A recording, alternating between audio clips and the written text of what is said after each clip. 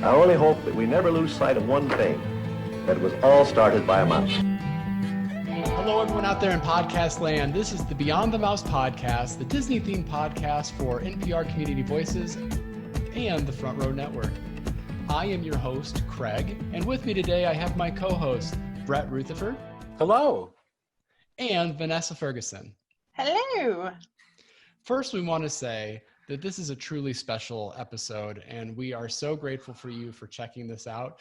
If you are first time listening to the podcast because of our amazing guests, make sure you go back and listen to all the previous interviews that we have, and of course, all the Disney fun that we bring you on every Friday. We can't wait for you to listen to this interview that we are so excited to have today. We are talking today to Disney legend Jodi Benson. Wow. Right, Brett? Wow. Yes, wow. I'm like going, wow. Very excited. And it is so appropriate, Vanessa, because last week we talked about 20,000 Leagues Under the Sea, and now we get to go under the sea with Ariel herself. Are you excited? Oh, yeah. We found ourselves a mermaid under there. Brought her back up to the surface. Absolutely. We are just so excited to talk to Jodi today, and we want to get into that. But before we do, just a refresher on a bit of her biography. Jodi Benson is a native of Rockford, Illinois, and has received worldwide recognition and critical acclaim as the voice of Ariel in the Academy Award-winning Walt Disney animated feature film, The Little Mermaid, as well as the bubbly voice of the tour guide Barbie in Disney's Toy Story 2, which went on to win the Golden Globe for Best Picture. For Warner Brothers, she created the spirited voice of Thumbelina, a Don Bluth animated feature in 1994 with songs by Barry Manilow. Ms. Benson received a Tony Award nomination and a Helen Hayes Award nomination for Best Actress in a Musical for creating and starring in the role of Polly Baker in the Tony Award-winning Broadway Ira Gershwin musical Crazy for You. In 2011, Jodi Benson was named a Disney legend. We can't wait to give you our interview with Jodi Benson. We are so thrilled and honored to welcome to Beyond the Mouse, an NPR Illinois Community Voices podcast, Jodi Benson. It's so nice to have you. Thank you for joining us today. Well, thank you for having me. I appreciate it. It's nice to hang out with you guys on Zoom. Absolutely. And of course, a Rockford native. So it's nice to have a fellow Illinoisan on the podcast. Yes, absolutely. So thrilled. We're going to start right away with our questions, and I'll let Vanessa take the first question.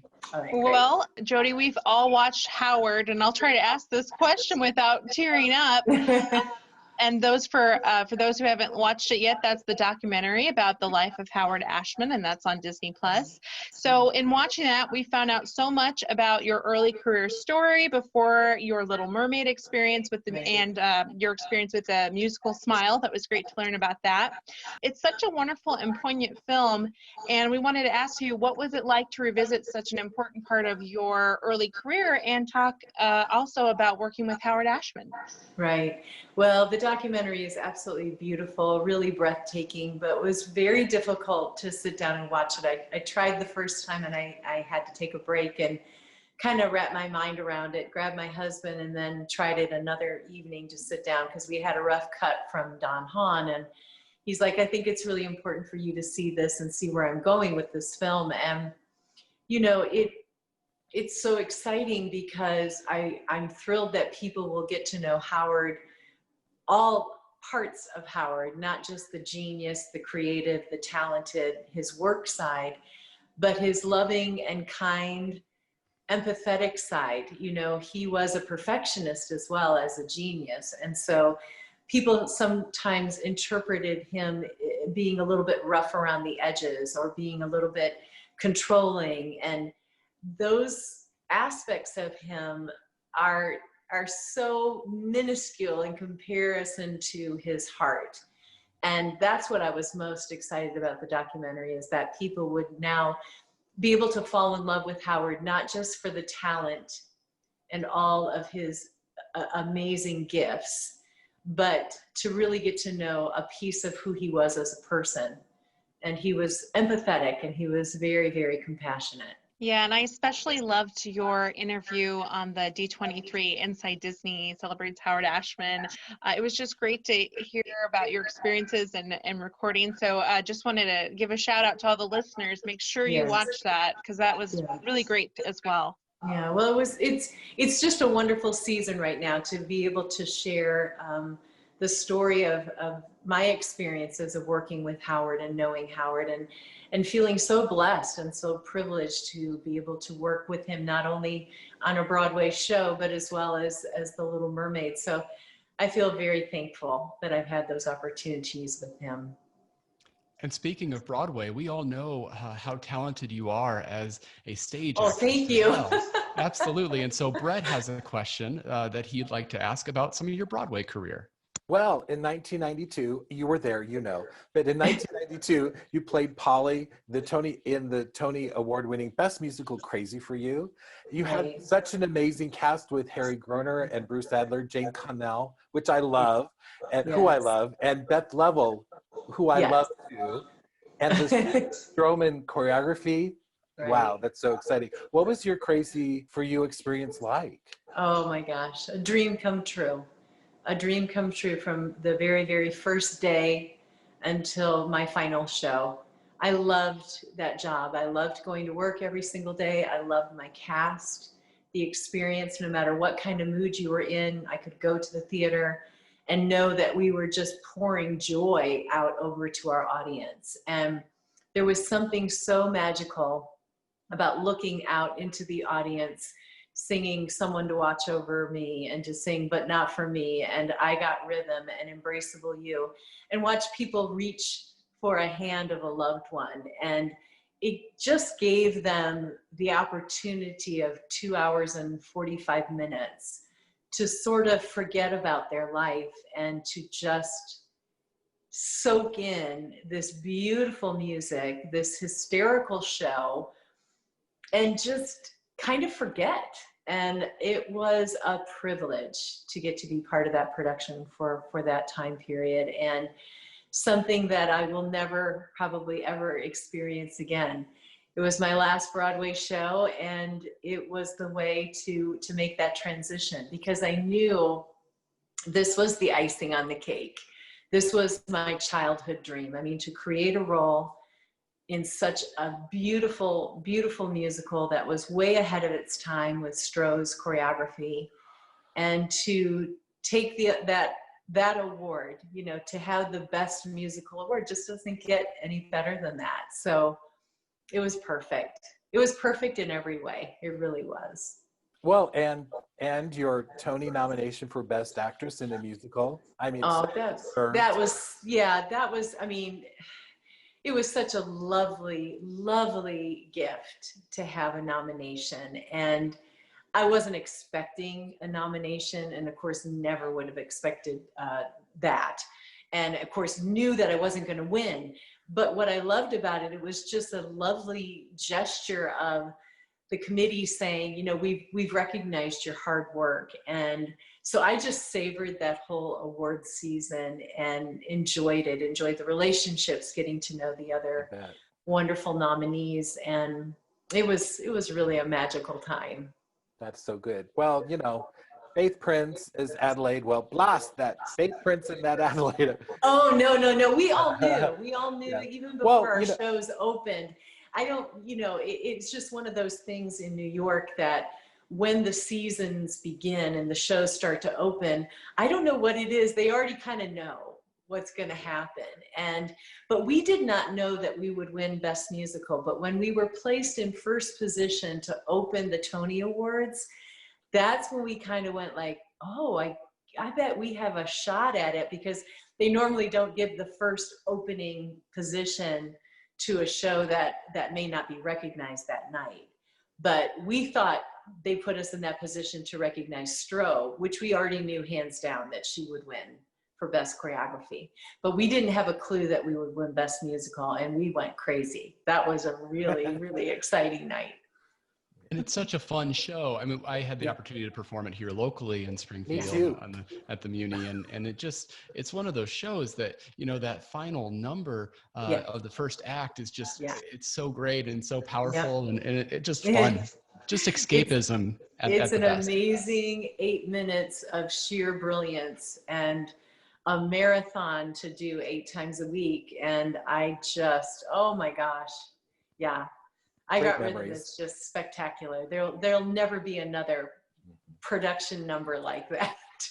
We are, of course, we got to learn a little bit about the story of the transition from Smile to going out to LA and working on The Little Mermaid from the Howard documentary. But I just Right. wanted to talk to you about what that experience is like, being a Broadway actress and then moving into film and doing voice work, and how that evolved for you, and sort of that whole experience. What was that like, creating Ariel before the world knew Ariel?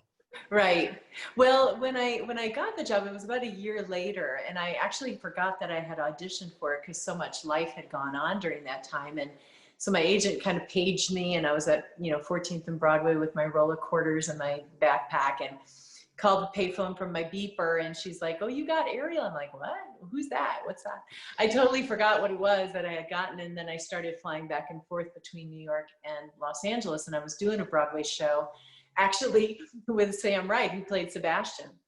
So we thought that was pretty funny that we both got cast, and we were doing this, flop of a Broadway musical, Cy Coleman's last Broadway show together, and then flying back and forth. Well, actually, I think Sam was taking a train because he was afraid to fly. But I would tell people, and they'd be like, "Oh, you're doing voiceover." Voiceover wasn't really very popular back then, and it wasn't a very good job to have. So I kind of stopped talking about it when I would go back and forth, and never thought that we would be announced. It would just roll the credits and you're done, and go back and do 8 shows a week on Broadway, which is what I did. So right before the film came out is when I got the call saying, "Will you go on press tour?" And I'm like, "Why would you want to do that?" And just roll the credits, and no one would even know who Ariel was unless you stopped your VHS and looked at the names. So yeah, that's when we kind of got the idea that something's going on with this particular film that's bigger than what we had anticipated, because I thought it was a one and done. And here we are 34 years later still talking about it. And I've been with the company now for forever and still a cast member, and it's been an amazing journey. Yeah, that's really interesting that you bring that up, because I was speaking to my wife about this interview and how excited I was to get to talk to you. And she said, "Well, I don't know that you fully understand that Ariel was like every little girl's friend growing up. What our son's generation is thinking of as Elsa and Anna, that was you. Right. There were so Yeah. many little girls and boys, and Right. just that amazing amount of impact that film ultimately Right. ended up happening. You were the Yeah. first. You were the first more modern day Disney Right. princess. So Yes. can you talk about sort of your reference point for how you Right. got into that character and how that worked? It is. It's pretty unbelievable. It's really overwhelming when I think about the legacy that we're on our 4th generation now for our film. And you had Snow White, Sleeping Beauty, and Cinderella, and then a whole lot of time went by, and then you have Ariel. So realizing that now, and of course at the time, had no concept of that, had no concept that feature animation had been moved off the lot, that there was a huge transition going on, that the studio was in a season of a little bit of chaos and trying to figure everything out. I had no idea what was riding on our particular film. So it's been so wonderful, to see this growth and this journey.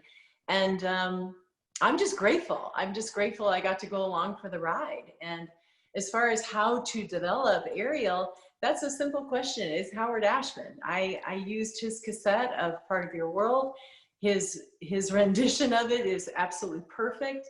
The way that the nuances, the way that he could breathe, the way that he could interpret her.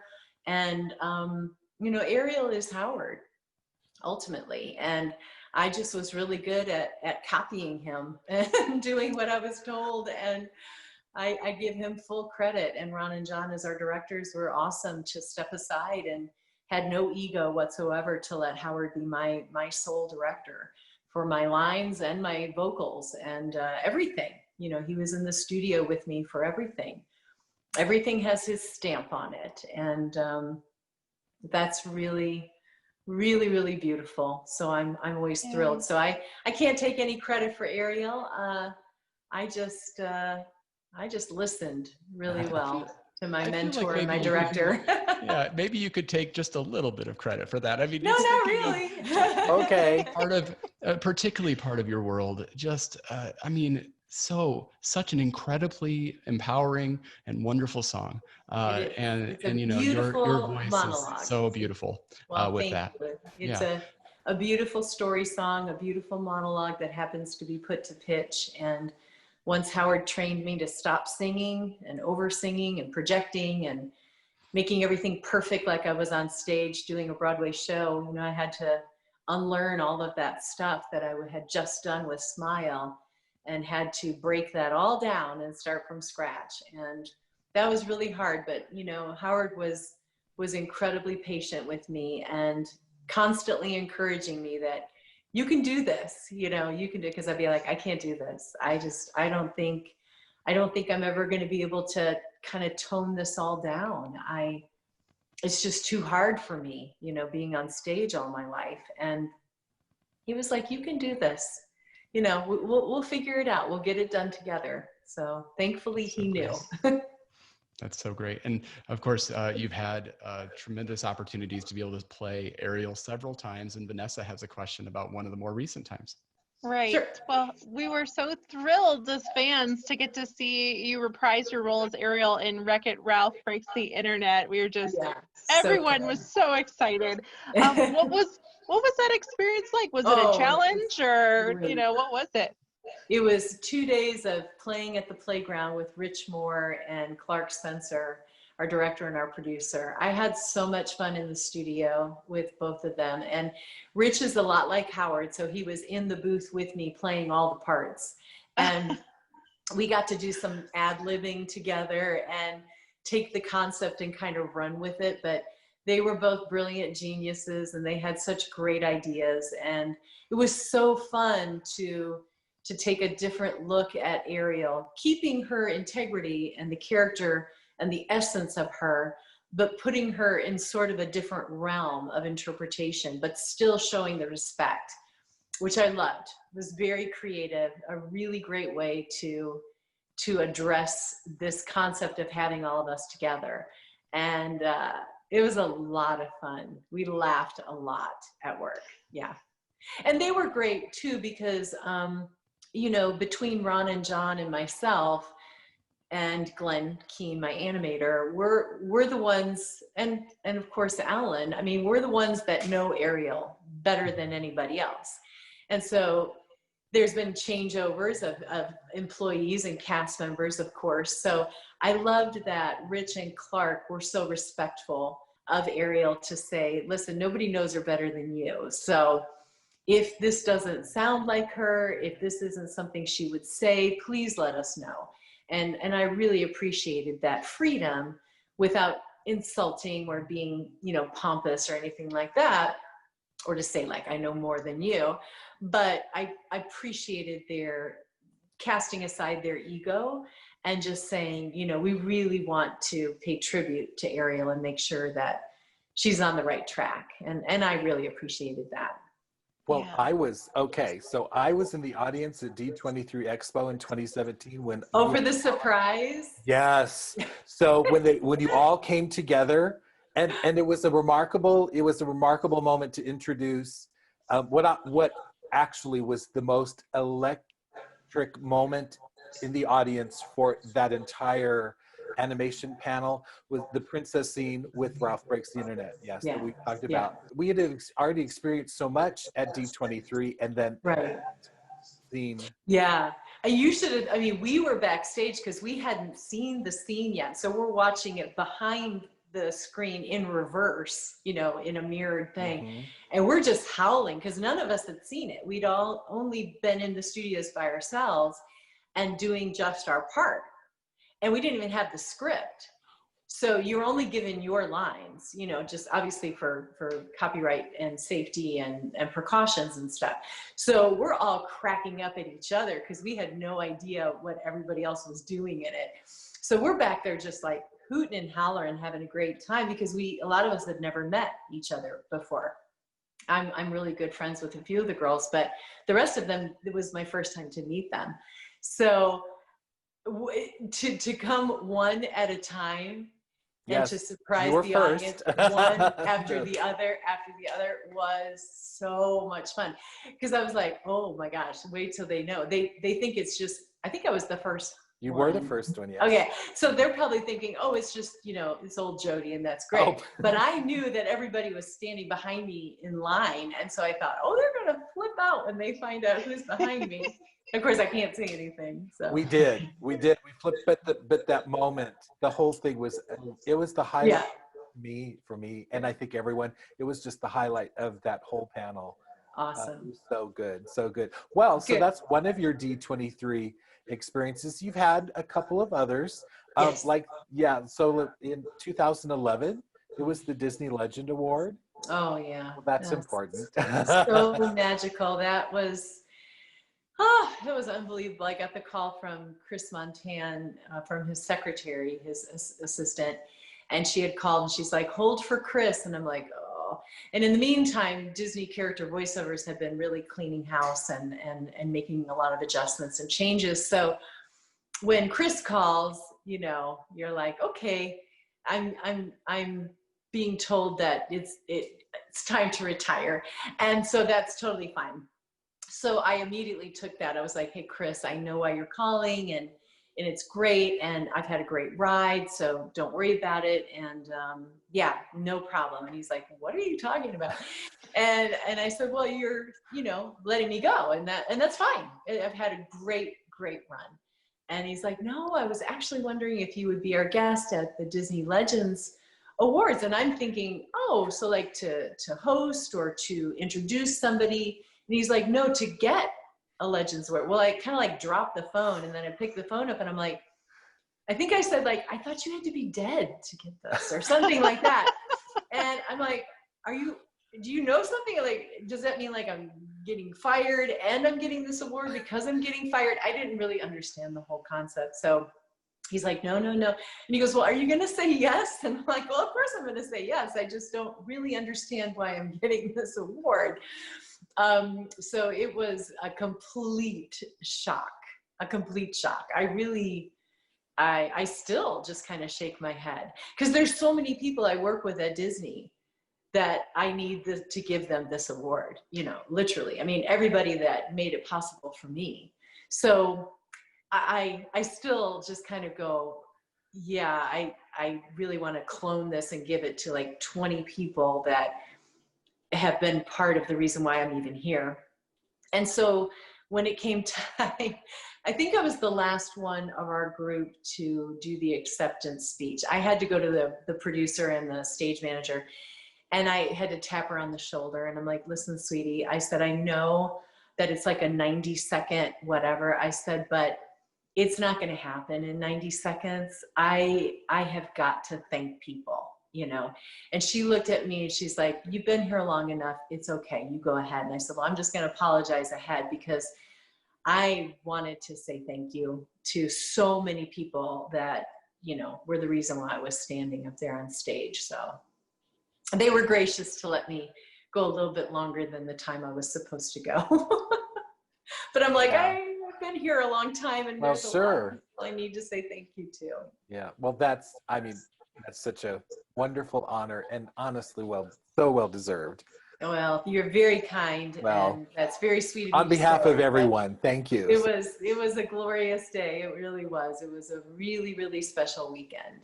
And then last year, so we're like at the 1 year anniversary. So it was the Little Mermaid anniversary panel last year. So That inviting you back. I think that's a good thing. Oh my gosh, that was so much fun. It was our 30th anniversary celebration. And initially I thought that I was just going and singing the song and saying, thank you so much. Well, it turned out when I got there that I was actually the mistress of ceremonies and that I was hosting the hour-long event where I was handed a book of script and it was like in 2 days. And I was like, okie dokie, this is not quite what I thought it was going to be, but we're going to roll with it. Thankfully, the director was so sweet and so kind. She's like, Jodi, you can do this.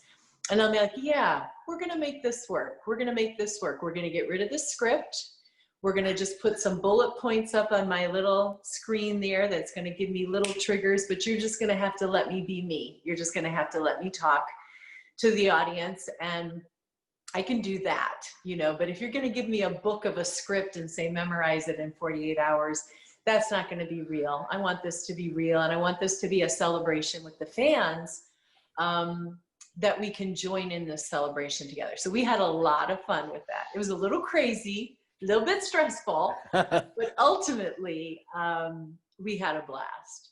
And it was so funny because, you know, the animators and directors and everybody that I'm introducing, nobody wants to talk. So they're just like, why don't we make it a Q&A panel and you do all the talking? And then we don't ever have to look at the prompters. So the guys tell me that, like at the final dress rehearsal that morning, you know what, Jodi, we don't want to look at the screen. I'm like, none of you? You know, there's like 8 of them. And they're like, no, why don't you just turn it into a Q&A? And I'm like, okay, I can do that. I can do that for all of you. I will make all of your lives easier. So it was so crazy, and I've never watched it, and I didn't want to watch it. They sent it to me, and I'm like, no, I don't think we're going to watch that one because it's going to be rough. It's going to be rough, and I'm sure I made a ton of mistakes because I'm working with a puppet Sebastian, and Puppet Sebastian already has pre-recorded his lines. So I have got to memorize the stuff with the puppet, because otherwise I'm going to be talking to him and they're going to push play and it's not going to, you know, it's not going to make any sense. So we had a little fun with that. And the puppeteer, he's behind me going like, he's doing Sebastian and he's looking at me like, what the heck are you saying? It's not going at all with our script. And I'm like, eventually I'll say something. So I'm like shooting the breeze with Sebastian and I can just see them in the back like, you know, we're up against the clock. But that's live theater. What are you going to do? It's all good. I'm like, hey guys, you know, I just found out 2 days ago. Yeah, so it's all good. I'm And going to it do my worked best. well. We'll Don't do you our know best. that I'm Ariel and Sebastian and I just have to catch up a little bit? We just need to do a Zoom call or something, you know? Yeah, it was just like, and the poor puppeteer, he's a good friend of mine. He was just like, I'm sorry. You know, he's behind the rock and I'm like sweating bullets going, what is my line? What's my next line? Yeah, it was crazy. It was crazy, but it was well fun. received. Well received. Well, okay, I do have a little bit of a follow-up real quickly. And you kind of mentioned this, but the question I have is, do you and all the other princesses, now that you know each other, kind of hang out together? And is it like the coolest club ever? Is there like Well, it is a great club. Paige and I have been friends for 40 years. So we've always been friends. Linda and I became friends about shortly after Legends. We became good friends and we started doing cons together. Then Irene joined in on the cons with us. So there's the 4 of us. So we actually have a group chat, the 4 of us. That's great. Yeah, we're really, really good friends because we do travel with our agency and with, for Linda and Paige and I, with the Legends, we travel. And of course, not now with pandemic, but when we do those events together, they're really fun. And again, Paige and I have been friends for a really long time. As long as I've known my husband. And they played in Oklahoma, the national tour of Oklahoma and Toronto together. She was Ado and he was the standby for Will. So I've known her before I got married. Yeah. So we've been friends a long time. Cool. Well, I was thinking, you know, if it is like the movie, is like there's a princess club that's like Club 33 or something like that. And I know we'll keep it just between, you know, the 4 of us and our listening and video audience, but is there a club like that? You can blink once for yes or twice. I'm like, all right. right? You just made a lot of Disney fans squeal in their car or whatever. They think that there's a group chat between some Disney princesses. We do have a Disney princess group chat. Yes, we do. And we miss each other so much. You know, we've been doing Zooms together, and then we get off the Zoom and then we all start crying because we're like, I miss you. Yeah. I miss not being able to see you and, you know, give you a hug and stuff. But we've got to do the best we can with this crazy pandemic time.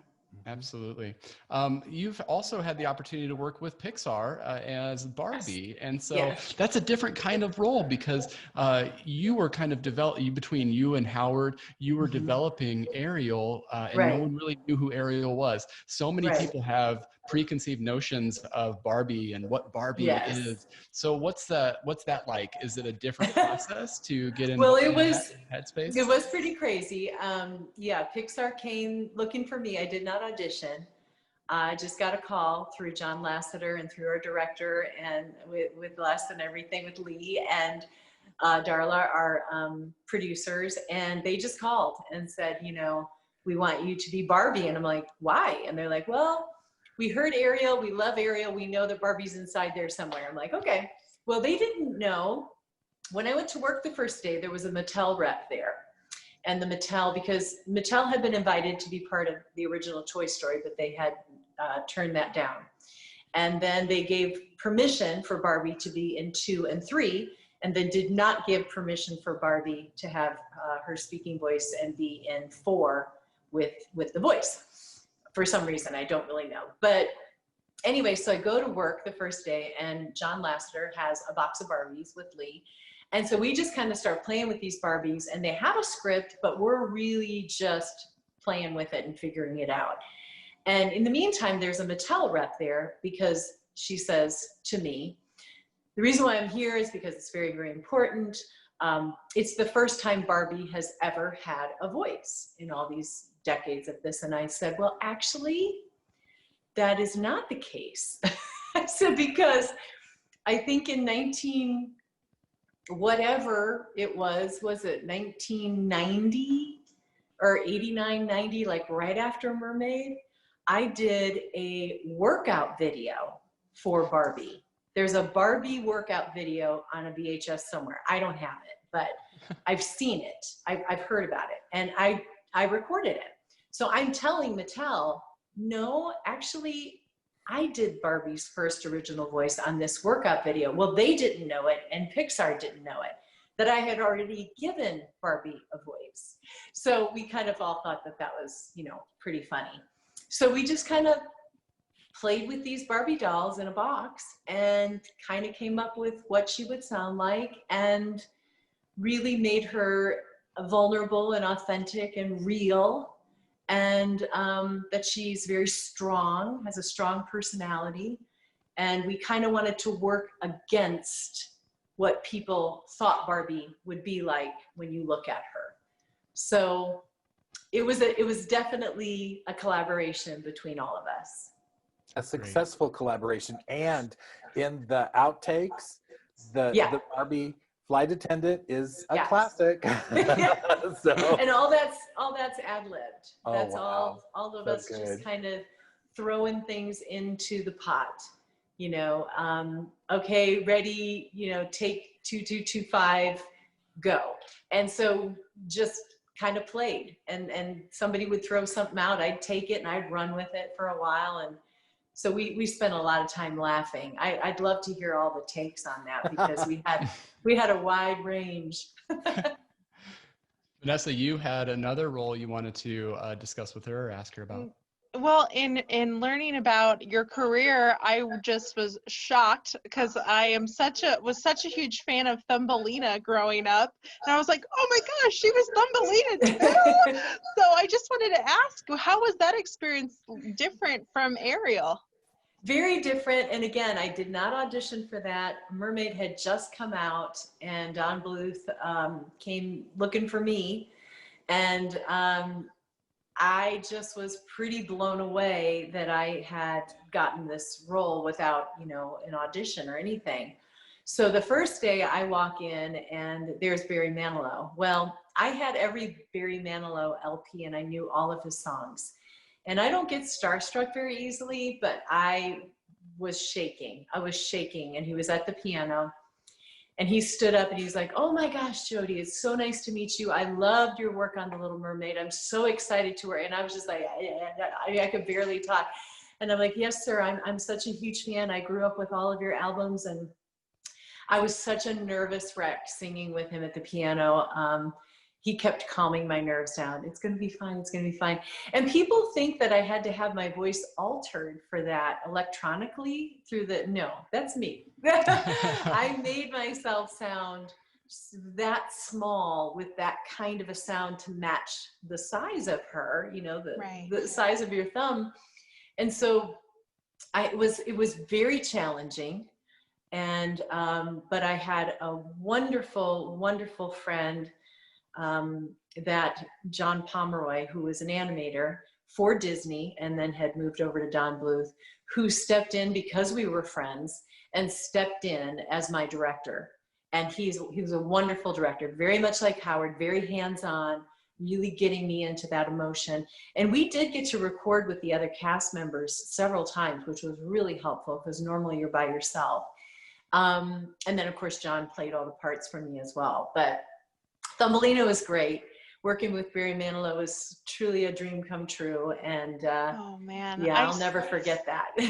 We still have his records that we'll put on. Yeah. So that's so huge. That's such a great story. Yeah, he's amazing. So talented and so humble and real and normal, just like a normal person. He really was. And I loved getting to work with him.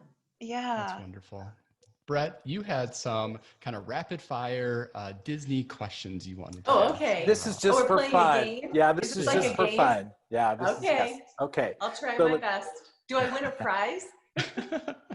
Well, to be determined. We'll talk with our staff and all of that. So staff, we need to talk about this. We didn't think about that part, but we will work on that and get back with you. If you win. I like candy. You like it? Oh, well, hey. Well, that's good. Okay. Candy's good. Candy's cheap. Okay. So let's see. So what are your top 2 favorite attractions? Because we probably know what one of them is. Everest. Uh-huh. Everest Edition. At Animal Kingdom.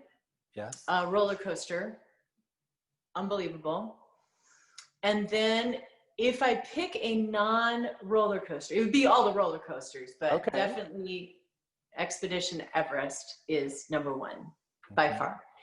But if I pick a non-roller coaster, it's the Finding Nemo musical. I see that every time I go, and my family laughs at me. In fact, my son just said yesterday, "What if Finding Nemo doesn't come back?" And I was like, "Don't say that." He was laughing at me. I said, "Don't say that, don't say that." And he goes, "Oh, then we don't have to go." I'm like, "Oh, everybody go with me." I just go by myself. Sure. Well, absolutely. I just go by myself. I'll go with you. Those are great. VIP guide, Les. My VIP guide, Les Sui, he'll sit with me.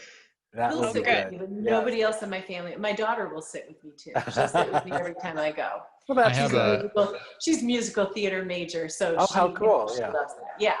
So that would probably be the top 2 at Walt Disney World. Number 1 at Disneyland is California Screaming, which is now called the Incredicoaster. Incredicoaster, yes. And love it. Yes. Cool. That's good. Okay. That's great. I have a 4-year-old, and it's in my dream that someday we can sing Big Blue World together, and that hopefully that happens, and then I can. I can at least. You can make it happen in your living room, so you can make it happen. That's right. That's right. I'll force you to sing this, kid. That's right. Let's see. Oh, okay. So favorite Disney nighttime entertainment parade or show? Fantastic. Yep. Yes, absolutely love it. It's perfect. We didn't even know the choreography. Yep, that's good. It is the cleanest show. It's so good. Barnett Ritchie did a wonderful job Yes, with that. yes, yes. I've worked with Absolutely. Barnett many years, many times. Yeah, so good. And I was there when she got her Legends Award, actually. Yes, I was so happy. I'm like Yeah. going, the people that I See, like that. Yeah, That I should told have them. happened. That should I have told the happened people 30 I years know, I'm like going, Barnett Ritchie is very important, and she is responsible for Fantasmic, so you must Yes. applaud very loudly. Yes, she must have her Legends Award. I told her that at the Legends luncheon. I said, it's about time.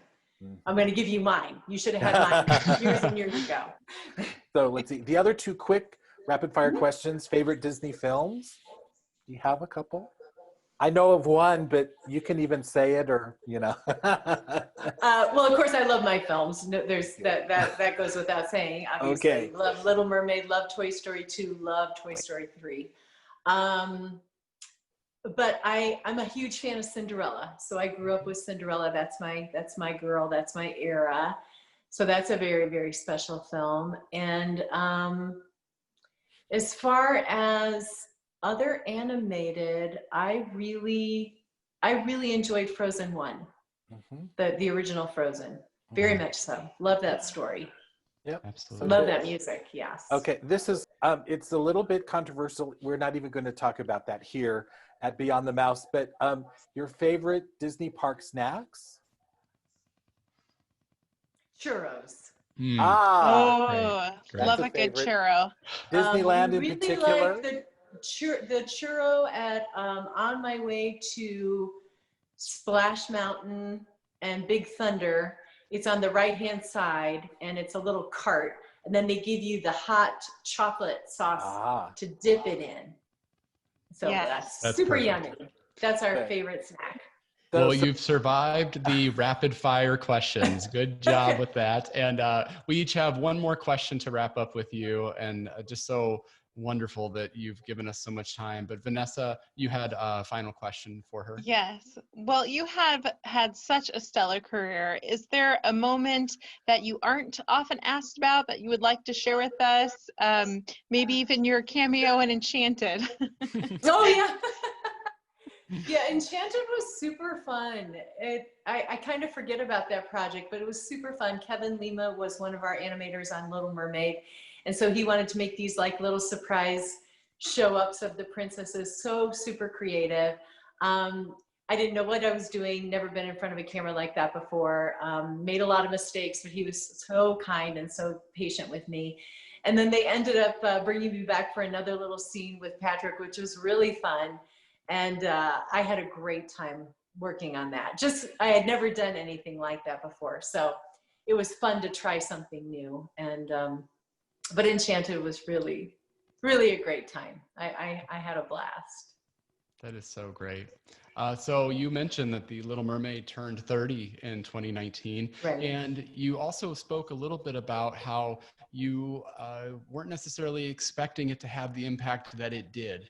Right. But it certainly is just such a pivotal moment in the Walt Disney Company, in so many children's lives. It is such an impactful film all the way around. So just your thoughts on the impact of the film, and maybe if you have a great fan story or two that you wanted to share as well. Well, I have tons of fan stories through the last 4 decades. You know, I mean, it's just been crazy, the people that I've met all around the world. But the impact of the film, the impact of the character is overwhelming to me. You know, we're on our 4th generation, and it is such a privilege I get to have this little sneak peek into people's lives. That's what I enjoy. I enjoy hearing their story of what the film means to them, what the character means to them. So when they meet me, I get to hear that. And it's sort of like the curtain gets pulled back, and I get to be just a teeny part of their story and of what makes them so unique and so individual. And I don't take that lightly. So my responsibility to represent the film, represent the character, it's a big responsibility to me, because I do want to keep the integrity and the character of Ariel going strong and leave that legacy, you know, long after me, she's gonna be here. So I'm just grateful I got to come along for the journey and along for the ride. And I have a really strong fan base that's near and dear to my heart. are the physically challenged and a lot of my fans on the spectrum of all age ranges. And they've made this connection with Ariel because she is part of a world wanting something different and reaching for something beyond and reaching for something outside of the box, so to speak. And I think the reason why my wonderful fans on the spectrum relate to her is because they too are living their life outside of the norm, outside of a box, so to speak, that it's so precious to me. And I absolutely love hearing their stories from them and from their parents and their grandparents, how they learned to speak, how they've learned to socially interact because of watching this film and the character.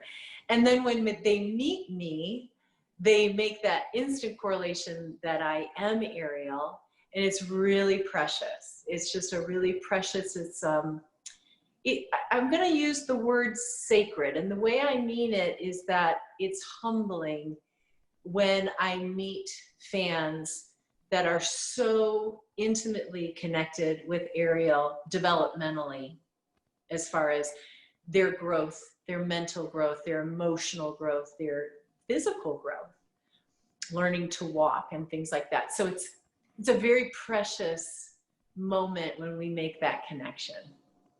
Just amazing. That's so great. And I know just all of your work with Give Kids the World and the charitable work that you do, just wonderful, wonderful things. Brett, you have our final question. Well, wow. Well, kind of what you're talking about is kind of what my question's about. How do you describe Disney magic? I know there could be a whole podcast on that, but there are so many things and feels. But what do you think are some of your Disney magic experiences? How do you describe My personal Disney magic experiences? Actually, yeah, however you'd like to take that. There's kind of Well, first of all, I think Disney magic is alive and well, and it needs to live within imagination. We need to go along that journey and kind of let go of the physical parameters of our brain, so to speak, so that when I walk into a park, whichever one it is, I need to kind of let go of rules and regulations and should this, could this, adult rules and all of that, and grab my daughter's hand and start skipping, skipping, because I can skip. And I wear my Ariel t-shirts every single day because I can't wear them anywhere else. I wear ears every day. I just started wearing ears the last 2 trips because the ones before were giving me headaches, but now they've come up with really comfortable ones. And a friend had given Delaney for her high school graduation Ariel ears, and she let me wear them, and that was really, really magical. So I think it's just letting go.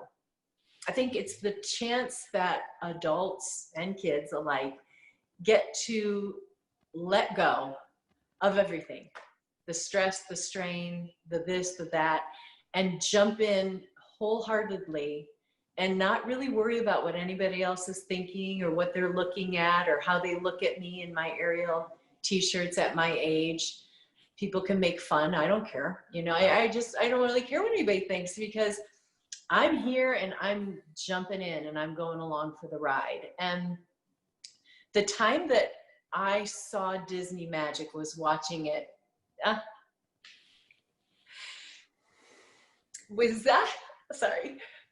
Watching it through your kids' eyes. Yeah. And watching them meet Mickey Mouse for the first time, as babies and children, watching my son meet Bear in the Big Blue House from the Disney Channel. I mean, I just could not believe at, 15 months old that he is just like, and the 7 dwarfs, he met his dwarfs and he danced with the dwarfs, and watching that through your child's eyes. I mean, I've got, I have this opportunity for Mickey to kiss my baby girl. I've got Julie Andrews holding my baby girl Delaney, you know, and just talking to her. And that was Disney magic at its most beautiful moments, is watching it through your kid's eyes or a child's eyes.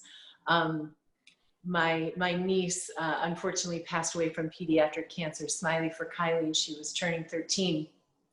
So our last trip to Disney with her in her wheelchair, with her beautiful little bald head, taking off her hat and riding Everest Expedition Everest with me, and I'm videotaping her on the whole ride. And she's like, Aunt Jodi, you're gonna lose your phone. I'm like, oh no, girl, I know how to videotape on a ride. I've got my little, you know, ring thing, and I'm like this the whole time. I watch that thing all the time. Watching her, she's like, she took off her little stocking cap, and I said, you're gonna get cold because it's cold on this ride, you know. And it was November. It was November, so it was cold.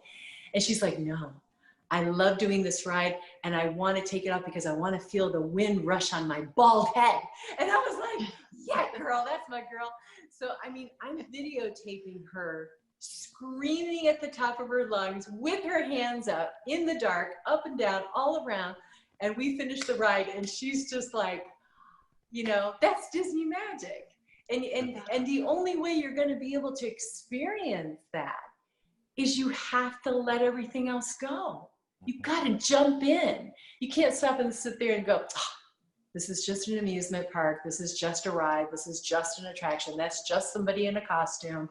And, you know, I need to present myself in a certain way. No, you need to skip and jump, and you need to dance. Whenever music is on, you just start dancing. And the kids used to say, oh, Mom, that's so embarrassing. Oh, Mom, don't do that. And now they jump in with me. They jump in with me. They are now learning at 19 and 21. Who cares what anybody else thinks? You want to jump and go cray-cray with Frozone or whatever his name is over there, just get in that dance party and do it, because life is short, you know, it's short. And I think once they lost their cousin, I think that really triggered something, that you got to make the most of every magical moment that you can. So that's those are just my thoughts. It's so good to hear that you skipped, because my friend Maureen and I skipped too. We skipped out. We took pictures of it. We went to the photo pass people. Okay, we're gonna skip down Main Street, the center of Main Street. Can you do that? Oh yeah. So they're great pictures. Thanks. More skippers. Priceless. Yeah, it's just priceless. It's really, it is magic, but you got to jump in to enjoy it. What a great message, and thank you so much for your time with us today. You know, it's so fun because I'm seeing those films for the first time through my son's eyes, and we took him to Disney World when he was 2.5, and you see he got to ride the Little Mermaid ride and just absolutely loved it. And then last year when they did the live version of Little Mermaid that you were recognized at, of course, and it's so cool because he's like, Daddy, that's Ariel. And like, you know, this is, and it's just so neat. And like, so now he, it's on Disney Plus right now. And he always goes, I want to see the live Ariel. You know, I want to see the live Ariel. So it was such a cool, so thank you. You're so welcome. I'm so glad that he enjoyed it and that he's joining in on the family. We appreciate that. Absolutely. Thank you so much, Jodi Well, thank Benson, you for being all. our guest. Thank you guys so much, all three of you. It's been a wonderful time to visit with all of you, our hometown Illinoisans, and so thrilled that we get to share this time together. Thanks so much for your support of the film and the character. I really appreciate it. Absolutely.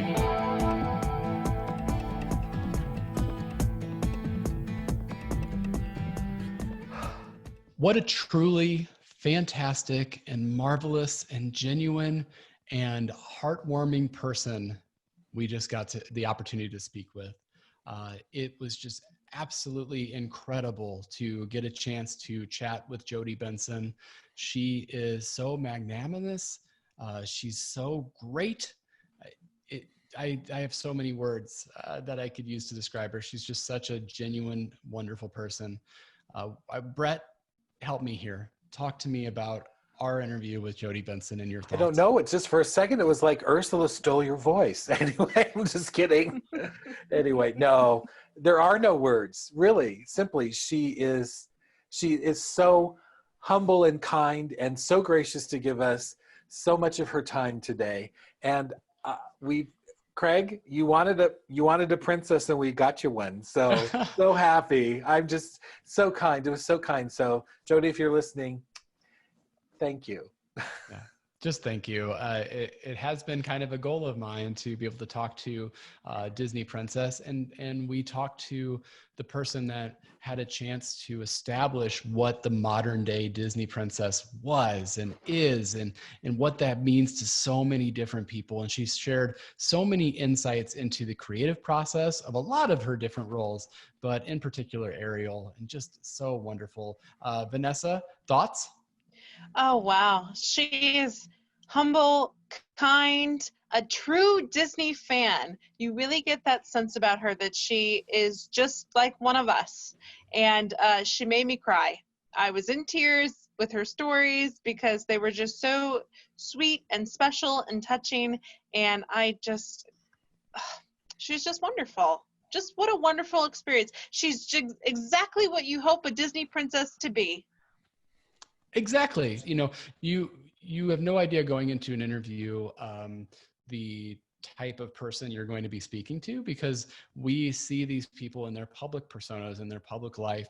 And certainly this was still a public interview, but at the same time, you can just tell how much she cares for this character and that this persona that she has, and the fact that they have like a Disney princess group chat just warms my heart. So gotta hack it is into so that. That was so good. I'm like going, blink once for yes, no. It is so wonderful. And thank you again to Jodi Benson for spending some time with us. And thank you for listening. Of course, you can find Beyond the Mouse on any of our social media networks. You can find us on Beyond the Mouse Podcast on Facebook. You can also look on Instagram, Beyond the Mouse Pod. We do a lot of posts there, and it's a lot of fun to join in. So please come and follow us there. Of course, we are part of the Front Row Network, so you can find them by searching on all social media platforms, the Front Row Network. And you can always find us at nprillinois.org, where you'll find some articles, wonderful articles written by Vanessa Ferguson, if you haven't checked them out. Thank you. So good at the writing. You do such a great job. Well, thank you. And thank you so much for continuing to help us grow the show by subscribing to the podcast and also telling your friends about it. It's been such a wonderful experience to get not only to talk to the people that we get to interview, but also to reach out and communicate with you. It's so much fun. We love hearing from listeners for the show. So make sure to shoot us a message or even send us an email at beyondthemousepod@gmail.com. I don't know how to end this episode because I'm just so happy. I know. I don't know. Well, we'll do the usual and then we'll see you real soon. Anyway. Absolutely. We better get along to that. Before we just start crying with our happiness. For Beyond the Mouse Podcast, I am Craig. I'm Vanessa. And I'm Brett. And we will see you real soon. Under the sea, right? No copyright infringement intended. Fair use.